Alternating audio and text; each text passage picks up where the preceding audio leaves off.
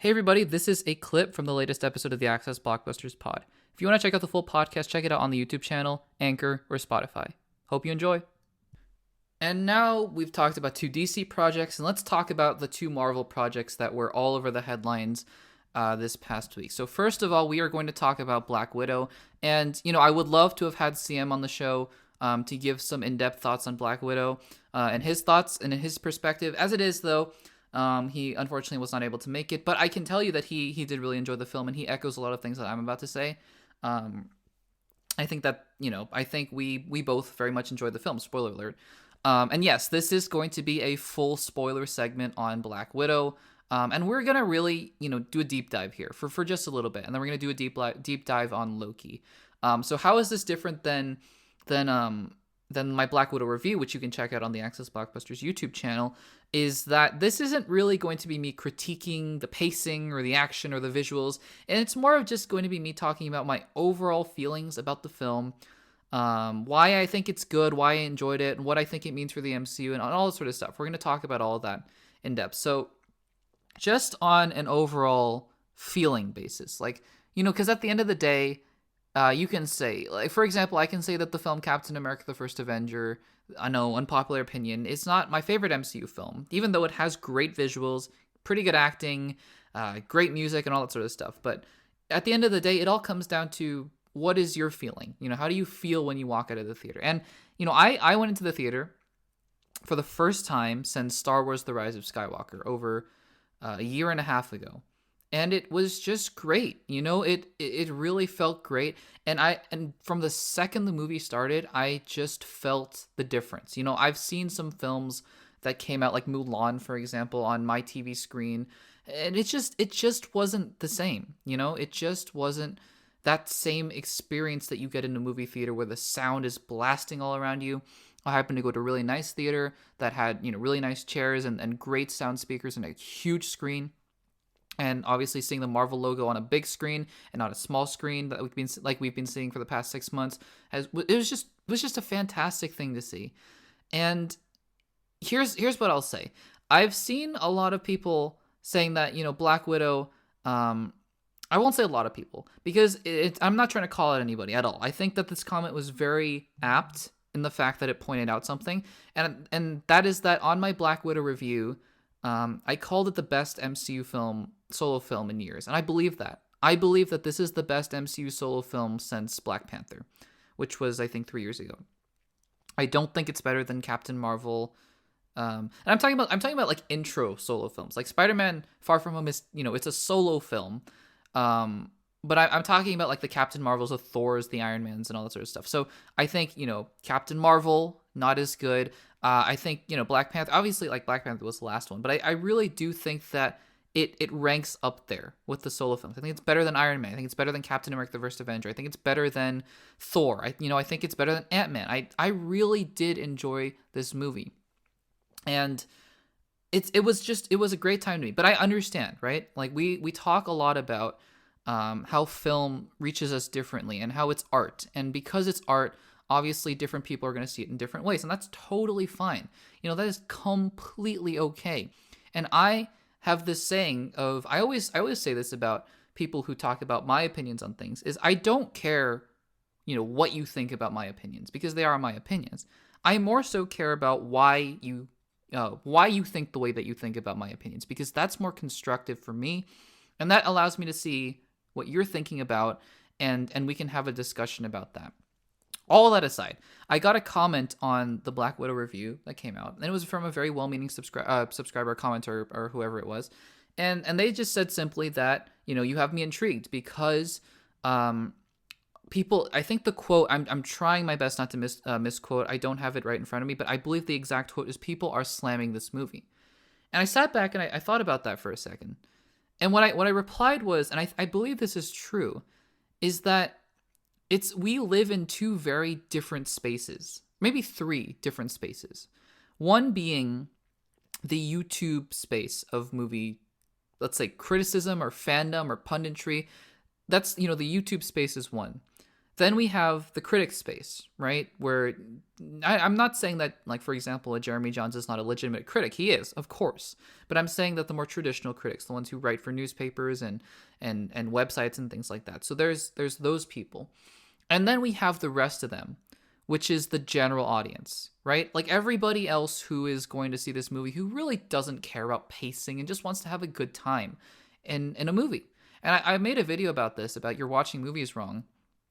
That video essay that talks about how we should all sort of embody that a little bit more in our lives, about how most people watching this YouTube channel are very quick to criticize things, which is totally fine because we are, big fans of the criticism part of movie critiques and all that sort of stuff.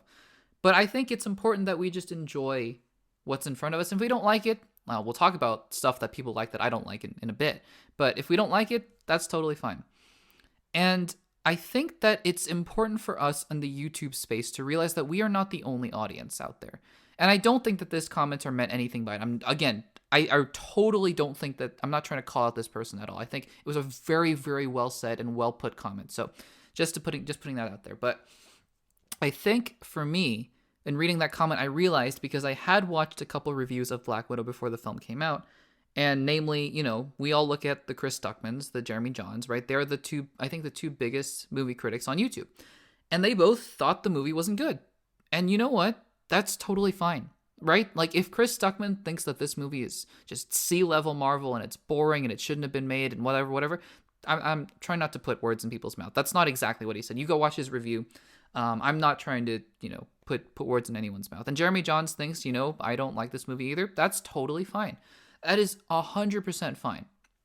But then what I noticed was that a lot of people went on YouTube to make their own videos. I looked up some reviews just to see, and, seemed to kind of jump on that bandwagon. And again, if you don't like Black Widow, you legitimately don't like Black Widow, there's nothing wrong with that, I don't think anybody ever should invalidate that. But I do think that there is this odd perception, just because a lot of the big critics on YouTube said that they don't like the movie, that all of a sudden nobody likes this movie. And it's really interesting to me because, and I replied to this comment with this, the film has an 80% on Rotten Tomatoes. It is certified fresh, which is better than, I think, about half of the MCU movies, honestly. It has an 80%. I think it's pretty high in the audience score as well. I can't be, I'm not 100% sure. This movie is making money, obviously. It's a Marvel movie. It got an A- cinema score. This film is generally liked by people. And I think that that's important to keep in mind here. Again, if you're one of those people who don't like this movie, totally fine. Feel free to comment down below in the YouTube video and let me know why.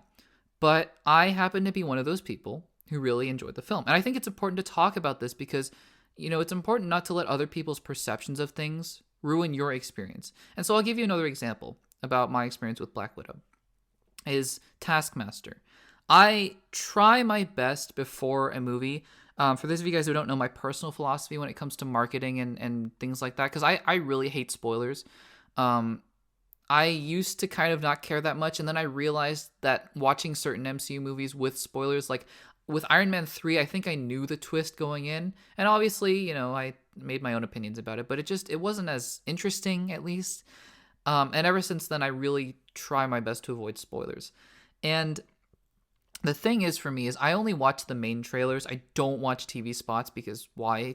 We're not the target audience of TV spots anyways. We're gonna see the movie. And I try to avoid as many reviews as I possibly can because I want to form my own opinion about the movie. But I do read, reactions and things like that.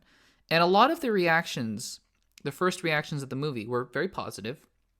But a lot of them had said that Taskmaster was very disappointing to them. And we'll talk a lot about Taskmaster on this segment because I think it's important. And I think it's important to understand why people don't like Taskmaster. And a lot of people said that Taskmaster was disappointing and that, it was easily the weakest part of the film. And some people even said it was like Trevor Slattery in Iron Man 3. And I went into Black Widow almost worried about the Taskmaster twist. So up until they reveal who Taskmaster is, I was like, oh yeah, I'm enjoying this movie, having a great time. but this nagging doubt in the back of my head of once they reveal Taskmaster, this movie is going to be ruined. And then, and I'm gonna mispronounce this name. Olga Kurylenko, I think, is her name. She pulls off the helmet. It's Dreykov's daughter, and I just sat there and I went, I don't get it, because I thought that was perfectly fine. Now, we are gonna talk about why, because I think this is important. Why are people in general not happy with Taskmaster in this film? I think there's one. There are a few groups of people out there about the Taskmaster thing, and I think it's important that we break a couple of them down. The first of which being the comic book fans, which is, by the way, we are ingrained in the whole comic book lore and legacy and all that sort of stuff, but a vast majority of the people don't read comics, so they don't know what's going on in terms of Kang, in terms of Taskmaster, Tony Masters, or whatever. And I think that that's really important to understand. But the comic book fans in general have said that Tony Masters was, should have been the villain, that it should have been a real photographic memory or photographic reflex person, and that this is disappointing because she's basically an android. And what I say to that is, maybe, but also you don't know that. They could have made Tony Masters in this movie, and it could have been atrocious, for all you know. And I don't quite understand why people think that just having Tony Masters in the film instead of, I forget her name exactly, Antonia Dreykov, it would be better. It could have been even worse, to be quite honest with you. And I'm not saying it would have been worse. And I think, people point to the Mandarin example, and people have said, so do you think that because people are mad about Taskmaster, which again, I don't think is true. I think that's really mostly in the YouTube community, not really in most other places. But people have said, because Taskmaster was disappointing, do you think that they're going to do a Mandarin sort of thing where they're going to bring in the real Tony Masters later on? And I don't think so. I mean, everything's possible, but no, I don't think so. And the reason is because, if they pulled off the Mandarin twist in Iron Man 3, and it was good in most people's eyes, like it was satisfying in and of itself, I don't think we would be in this situation, really. The fact of the matter is that they picked, it wasn't just that it was Trevor Slattery, it was that Aldrich Killian said, I am the Mandarin, and then blew up. And obviously the Mandarin is, it's an Asian character, and you had a white person just yelling, I am the Mandarin, all of a sudden, and also like a British guy pretending to be the Mandarin. And look, I think that they wanted to do the Mandarin right. Like, they wanted to right a wrong. I don't think there's any right to wrong here with Taskmaster. I understand if you're disappointed, if you're a fan of Taskmaster in the comic book, because, it's a cool character, Tony Masters. The idea of having photographic reflexes is really cool. At the same time, I also think that what they did in the movie made narrative sense. So, there are there's that group of people who think it just wasn't the comics and it's not good. And I don't buy that at all. There's another group of people who just think it was a disappointing villain. And I understand that. Look, if you think that Taskmaster and Dreykov were not the best villains, and they weren't my favorites either, that's absolutely fine. That is absolutely fine.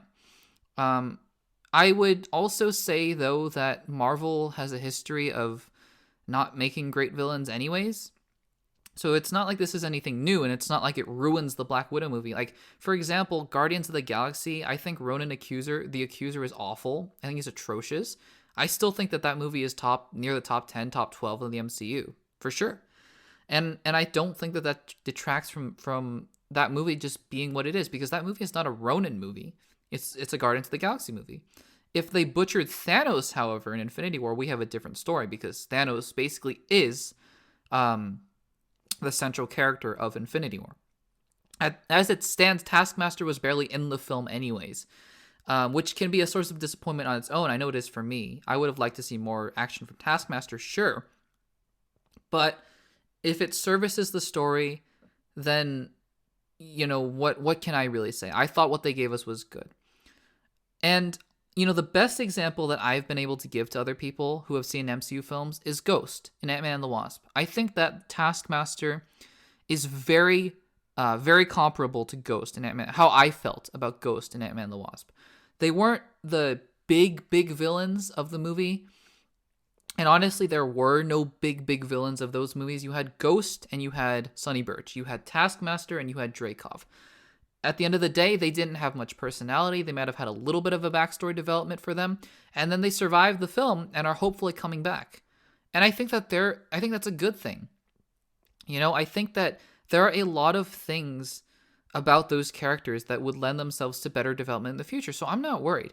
And for all of those people, by the way, who are saying, for Loki, we'll get to Loki in a bit, but, they didn't, give this person development because season 2. Well, I would argue that Taskmaster, you haven't probably seen the last of that character yet. So, we want to take things for what they are.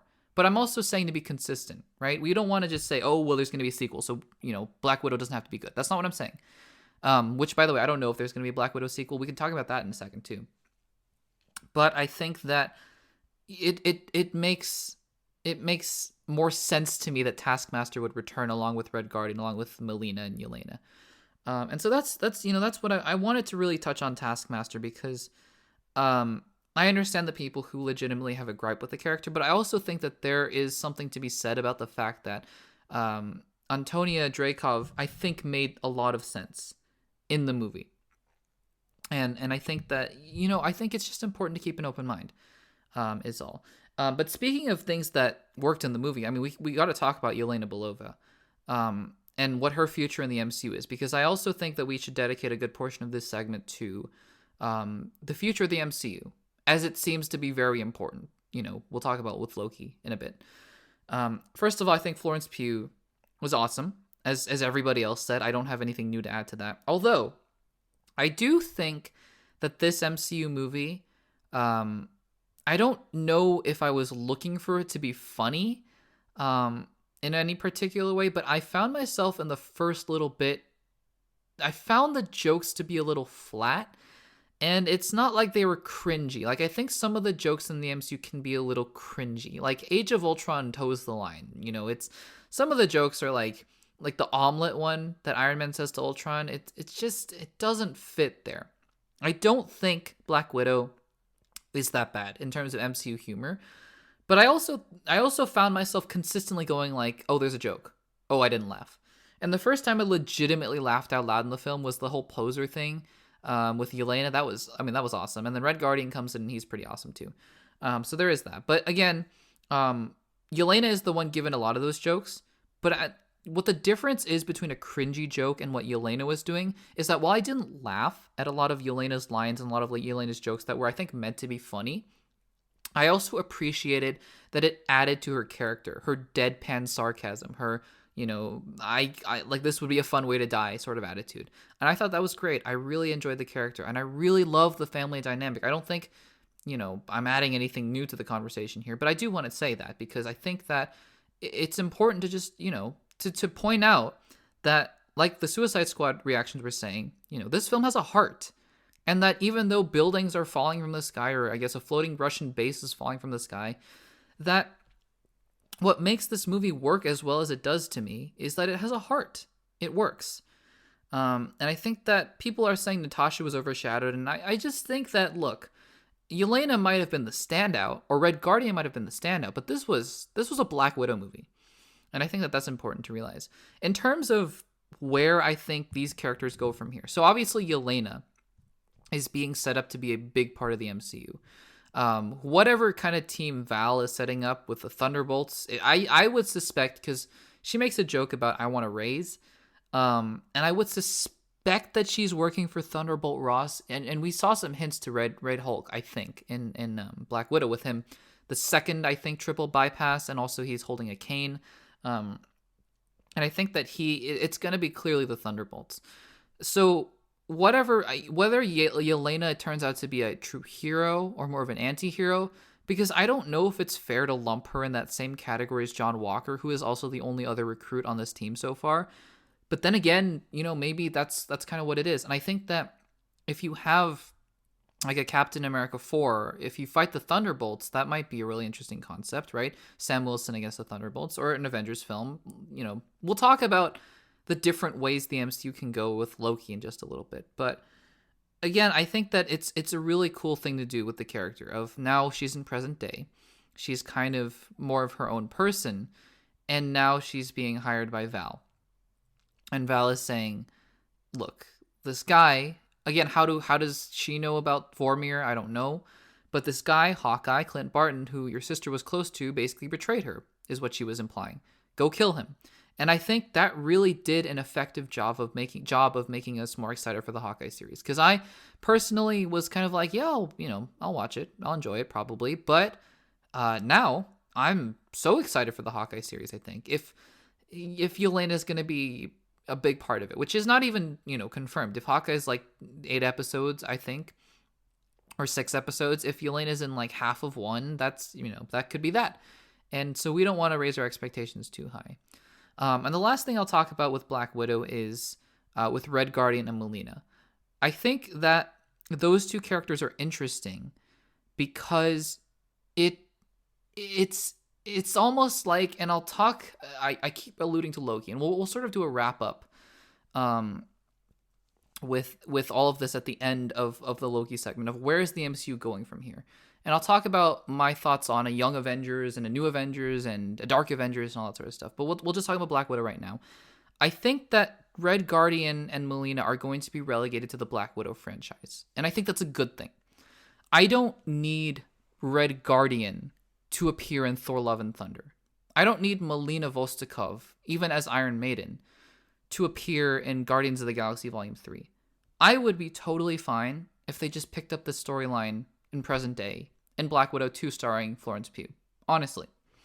So whatever direction they decide to go, one of the things to wrap up the Black Widow part of this podcast that I enjoyed the most was that it was standalone.